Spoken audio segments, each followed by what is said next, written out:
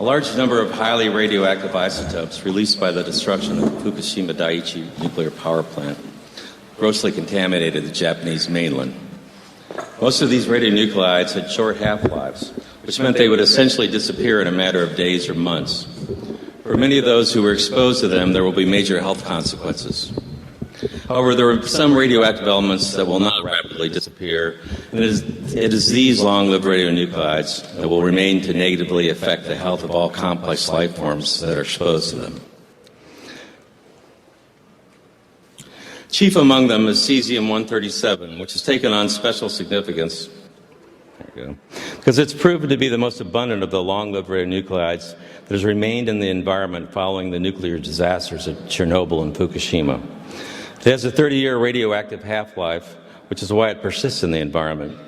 Scientists now believe that it will be 180 to 320 years before the Cesium-137 around the destroyed Chernobyl reactor actually disappears from the environment. Cesium is water-soluble and quickly makes its way into soils and waters.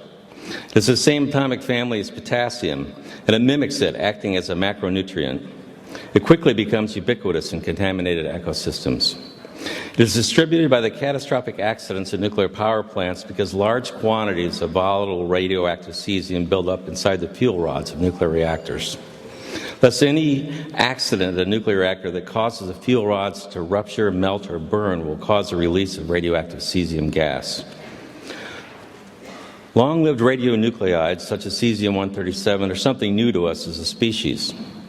They did not exist on Earth in any appreciable quantities during the entire evolution of complex life.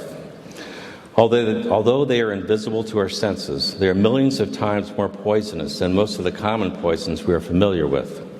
They cause cancer, leukemia, genetic mutations, birth defects, malformations, and abortions at concentrations almost below human recognition and comprehension.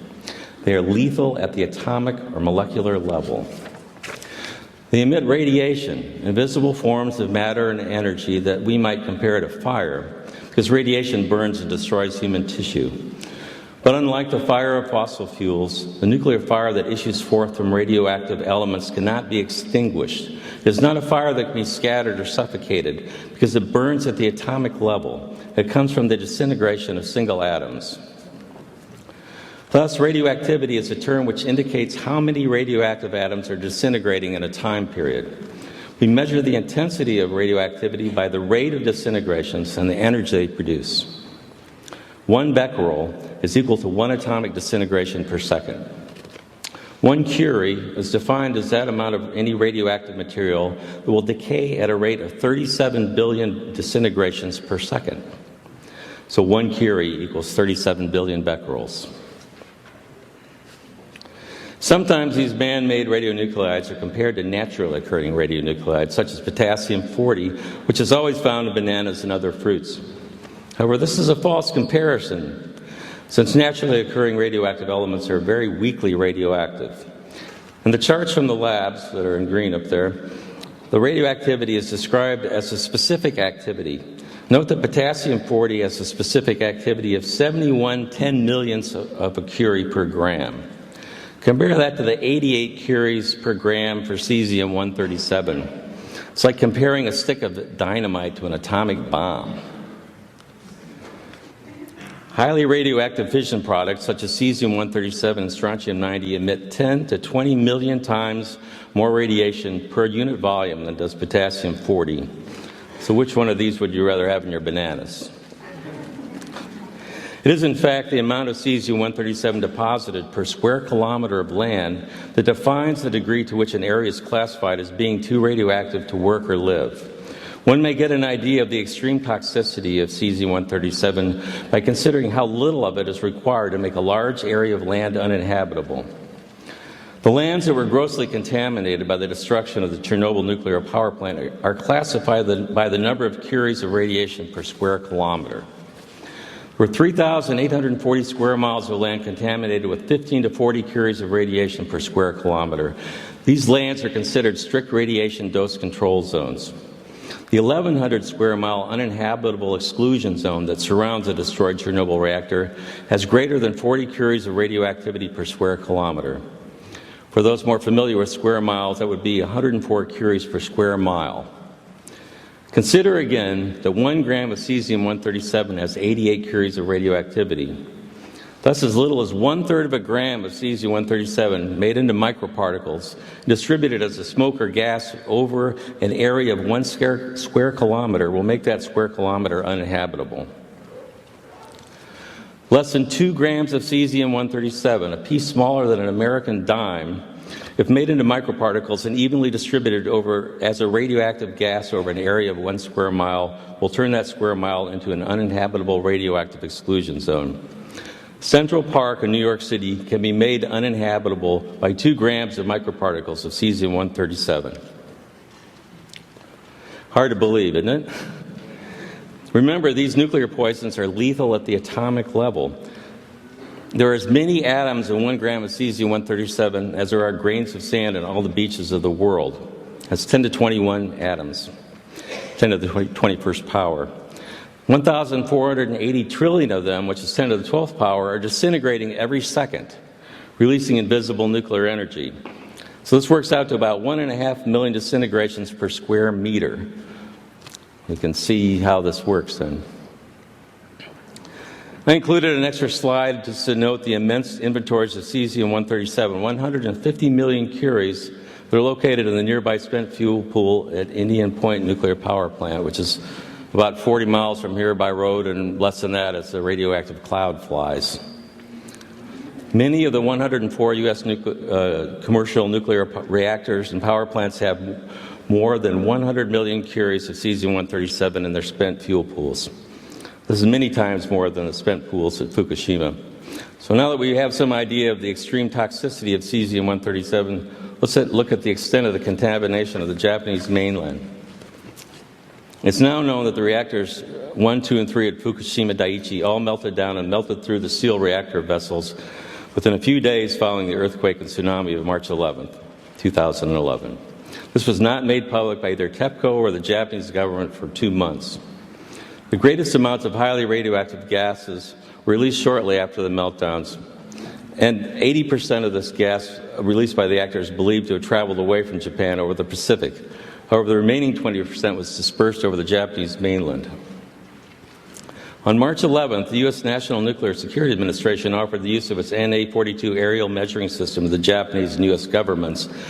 The National Atmospheric Release Advisory Center of the Lawrence Livermore Lab stood up to provide atmospheric modeling projections. The next 2 slides were produced by Lawrence Livermore and were presumably given to the Japanese government. On March 14th, the easterly winds which had been blowing the highly radioactive gases and aerosols coming from Fukushima out to sea shifted and pushed the radioactive plume back over the Japanese mainland. You can see the progression. The red indicates the radioactive plume. Note that the images indicate that the plume first went south over Tokyo and then reversed and went north as the wind changed. All the areas where the radioactive gases passed were contaminated. However, the heaviest contamination occurred where where it rained out. And this accounts for the patchy deposition of the radioactive fallout. 8 months after the disaster, the Japanese Science Ministry released this map. That's the one with let's see, it would be on your right, which shows that 11,580 square miles, which is 30,000 square kilometers, which represents 13% of the Japanese mainland, had been contaminated with long-lived radioactive cesium. Note that the official map does not note any cesium-137 contamination in the Tokyo metropolitan area, unlike an unofficial survey done about the same time by Professor Yukio Hayakawa of Gunma University. Given the fact that the Japanese government and TEPCO denied for 2 months that any meltdowns that had occurred at Fukushima, one must look at all official data with a healthy degree of skepticism. 4,500 square miles, or earlier today we heard 7,700 square miles, which is an area larger than the size of Connecticut, was found to have radiation levels that exceeded Japan's previously allowable exposure rate of 1 millisievert per year. Rather than evacuate this area, Japan chose to raise its acceptable radiation exposure rate by 20 times, from 1 millisievert to 20 millisieverts per year. However, approximately 300 square miles adjacent to the destroyed Fukushima reactors were so contaminated they were declared uninhabitable. 159,000 Japanese were evicted from this radioactive exclusion zone, lost their homes, property, and businesses, and most have received only a small compensation to cover the costs of their living as evacuees. Note here that the criteria used for evacuation is the millisievert. It's not a measured quantity of radiation per unit area that I've described, such as the Curie or becquerel. Rather, the sievert is a calculated quantity. It's calculated to represent the biological effects of ionizing radiation. In other words, the millisievert is a derived number based on the mathematical models which are used to convert the absorbed dose to effective dose. So what is the increased health risk to Japanese based upon their exposure to 20 millisieverts per year? Let's examine the figures constructed on the basis of data published by the National Academy of Sciences. It was provided to me by Ian Gard. The vertical y-axis is calibrated to the number of cancer cases per 100,000 age peers. The horizontal x-axis depicts the age of the population beginning at 0 years and moving towards old age. Examine the allegedly safe dose of 20 millisieverts per year. As a result of this exposure, there will be about 1,000 additional cases of cancer in female infants and 500 cases of cancer in infant boys per 100,000 in their age groups.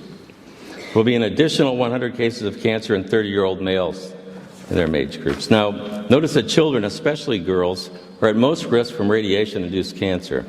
In fact, female infant has 7 times greater risk, and a 5-year-old girl has 5 times greater risk of getting a radiation-induced cancer than does a 30-year-old man. I want to note here that there's a great deal of controversy in regards to the accuracy of the methods used to arrive at the millisievert measurement, especially in regard to an accurate determination of the biological effects of an external versus internal exposure to ionizing radiation.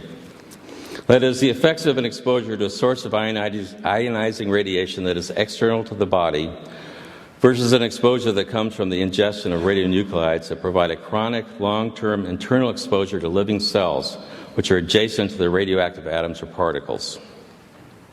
In the land surrounding Chernobyl and Fukushima, the primary route of internal exposure is through the ingestion of foodstuffs contaminated with cesium-137, which tends to bioaccumulate in plants and animals. What this means is that cesium-137 cannot be excreted faster than it's being ingested. Thus, it accumulates and increases in its concentration in the plant or animal that is routinely ingesting it. Cesium-137 also tends to biomagnify as it moves up the food chain. This means it becomes progressively more concentrated in predator species. We've seen this before with other industrial toxins, such as DDT, which can magnify its concentration millions of times from the bottom to the top of a food chain. Consequently, all of the foodstuffs in a contaminated region tend to contain cesium-137. Those naturally rich in potassium, such as mushrooms and berries, tend to have very high concentrations. Dairy products and meats also tend to have higher concentrations. The International Commission on Radiological Protection, the ICRP, which sets radiation safety standards, recognizes that cesium-137 bioaccumulates in humans.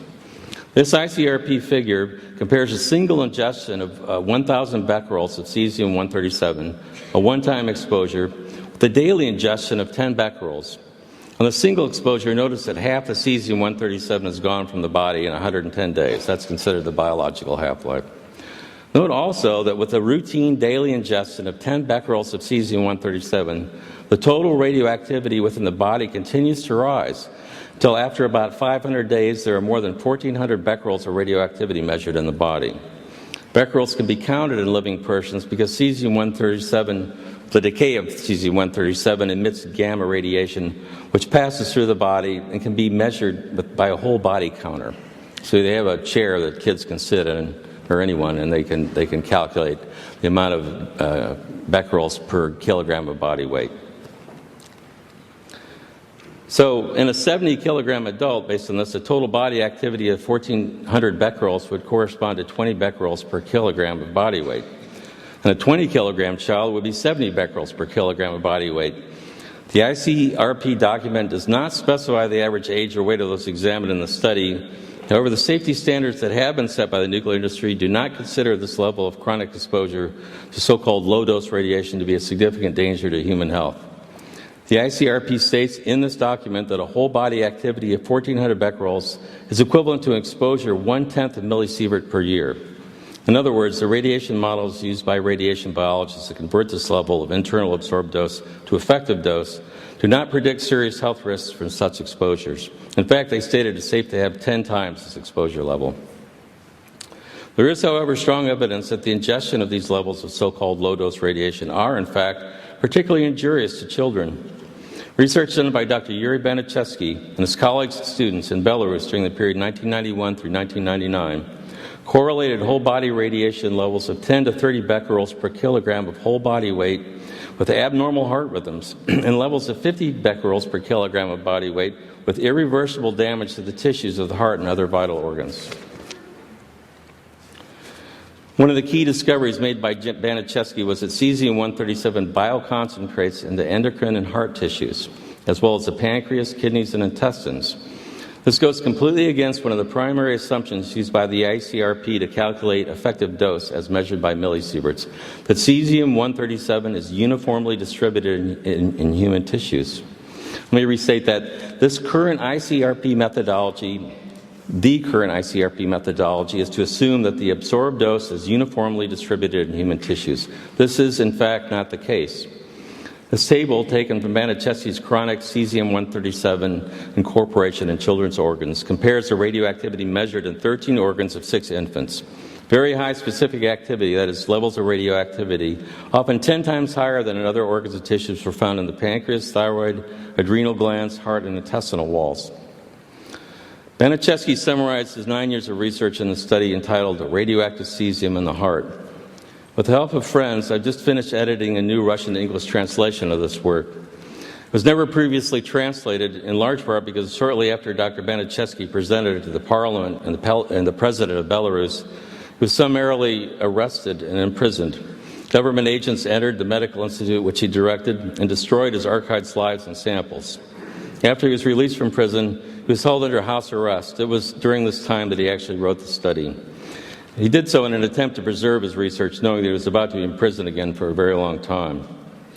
Just as Soviet physicians were forbidden to diagnose a radiation-related illness following Chernobyl, the Belarusian government acted to suppress the work of Baniszewski, who had been protesting government efforts to resettle people back into land badly contaminated with Cesium-137. In radioactive cesium in the heart, Baniszewski also did a correlation between the amount of Cesium-137 in live children and their heart function. He worked with the Belrite Institute, which conducted more than 100,000 whole body counts on Belarusian children, measuring the amounts of internally ingested Cesium-137 in each child. There were so many contaminated children in Belarus that it was difficult to find any with 0 becquerels per kilogram. However, only those with less than 10 becquerels per kilogram of body weight had normal electrocardiograms. 35% of the children with 11 to 37 becquerels per kilogram had normal ECGs. 20% of children with 37 to 74 becquerels per kilogram had normal ECGs, and only 11% of those with 74 to 100 becquerels per kilogram had normal ECGs. This slide, which shows the average results from hundreds of autopsies done during 1997, is also taken from radioactive cesium in the heart. Notice a very high concentration of Cesium-137 in the thyroid gland. When we generally worry about radioactive iodine concentrating in the thyroid, Baniszewski's work shows us that Cesium-137 is likely to play a major role in thyroid cancer too. I want to point out again that the currently accepted medical and legal understanding of Cesium-137 is that it is, quote, distributed fairly uniformly, unquote, in human tissues. I copied the webpage from the U.S. EPA website from which this quote is taken. Clearly, the autopsy human tissues samples analyzed by Baniszewski show that this is not the case. This new understanding needs to be incorporated into the way we understand how internally ingested radionuclides act upon the human body. 2 million people in Belarus live on land severely contaminated by Cesium-137. Most of the children that live there are not considered to be healthy, although they were before the nuclear power plant at Chernobyl exploded. 14 years after the explosion, 45 to 40% of high school graduates had physical disorders, including gastrointestinal anomalies, weakened hearts, and cataracts, and 40% were diagnosed with chronic blood disorders and malfunctioning thyroids. I'm afraid that there are many Japanese people now living on lands equally contaminated with radioactive cesium. If Japanese children are allowed to routinely ingest foodstuffs contaminated with Cesium-137, they will likely develop the same health problems that we see now in the children and teenagers of Belarus and Ukraine. Thus, it's very important that we recognize the danger posed to children by the routine ingestion of contaminated food with Cesium-137, wherever they might live. It's also important to prevent further nuclear disasters which release these fiendishly toxic poisons into the global ecosystems. Given the immense amounts of long-lived radionuclides which exist at every nuclear power plant, this is an urgent task. I hope I've made it clear that long-lived radionuclides produced by nuclear power plants are neither safe nor clean. What's suggested is a very bad idea to manufacture these nuclear poisons to try to make electricity. That it's past time we stop manufacturing them and try to manage those which we have already created, which must be isolated from the ecosystems for at least 100,000 years. Thank you.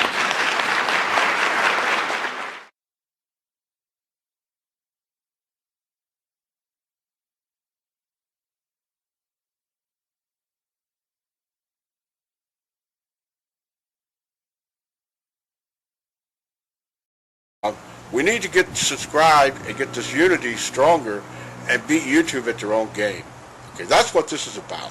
Like I say, go to the remix button, hit the remix button. That way you'll have this video and keep up with this. Otherwise, YouTube's just going to control us, guys, and it's really bad.